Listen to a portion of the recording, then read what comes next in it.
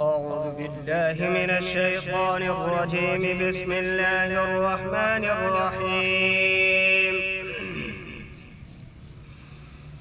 والفجر وليال عشر والشفع والوتر والليل إذا يسر هل في ذلك قسم لذي حجر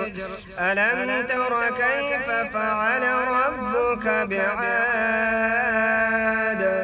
إرم ذات العماد التي لم يخلق مثلها في البلاد وثمود الذين جابوا الصخر بالواد وفرعون ذي الأوتاد الذين طغوا في البلاد فأكثروا فيها الفساد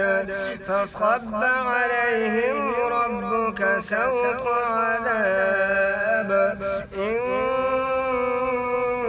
ربك لبالمرصاد فأما الإنسان إذا ما ابتلاه ربه فأكرمه ونعمه فيقول ربي أكرمن وأما إذا ما ابتلاه فقدر عليه رزقه فيقول ربي أهانن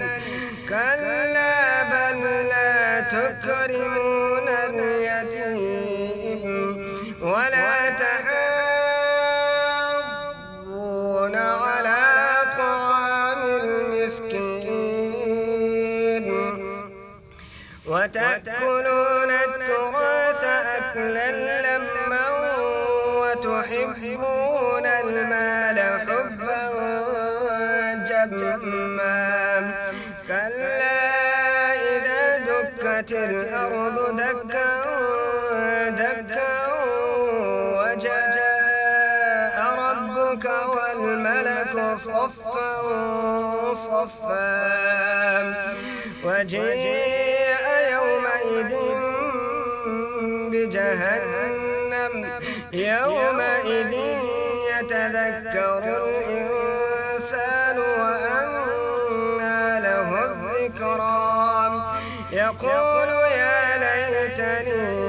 قدمت لحياتي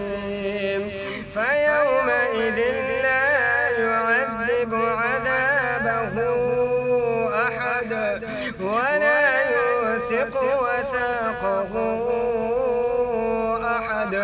يا أيتها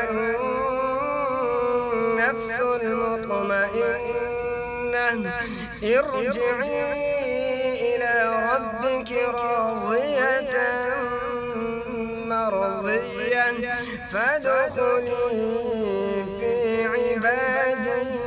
وادخلي جنتي.